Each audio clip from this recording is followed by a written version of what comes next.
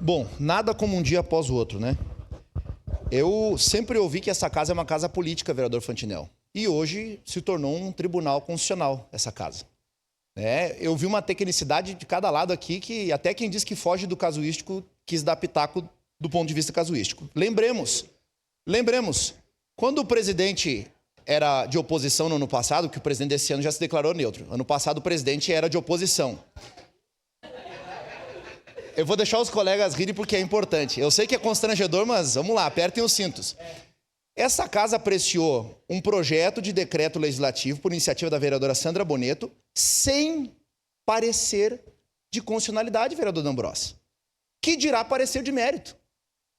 Com base no quê? Decisão política.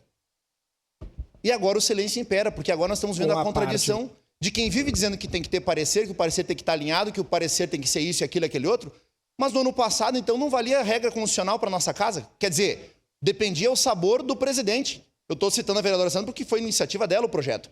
Mas a decisão de colocar em pauta algum projeto é da presidência da casa, que o fez sem parecer da CCJL, vereador Cristiano Becker. E agora, porque o parecer contraria a vontade de alguns, aí existe essa síndrome de que não está se respeitando o processo democrático e etc. E aí começam a filosofar uma discussão do sexo dos anjos aqui, quando, na verdade, as comissões são minimamente representadas e partidariamente divididas, vereador D'Ambrossi.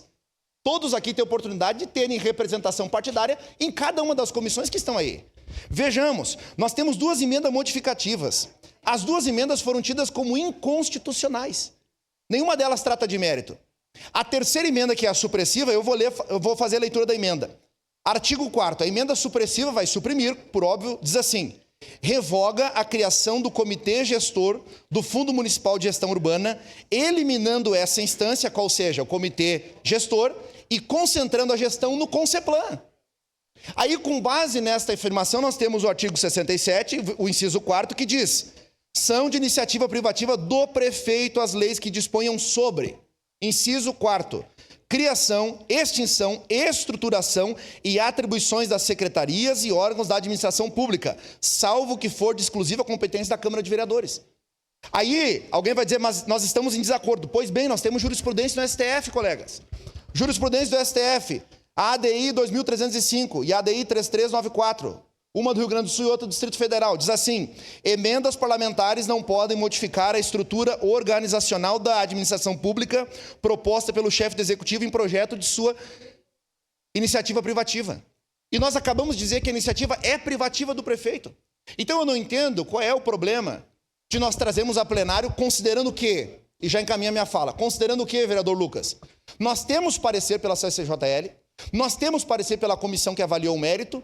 E o plenário é o que, colegas? Soberano.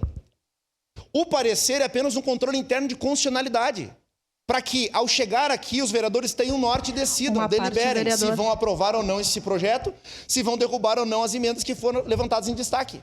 E, posterior a isso, se alguém se julga prejudicado, tem a oportunidade de entrar com uma DIN, uma ação direta de inconstitucionalidade. E ponto, é para isso que serve a harmonia entre os poderes, a relação entre os 6 poderes e a interdependência. Agora, quando os colegas dizem que não estão contentes com a CCJL, eu quero lembrá-los que eu não faço parte da CCJL. Porque se eu estivesse lá nessa comissão, eu já teria pedido ao presidente, que é o vereador Daniel Santos, uma reunião, já teria feito um ofício encaminhado, mesmo que em minoria, se tem 2 vereadores de oposição dentro da comissão, assinem os 2, se tem um, assine apenas um.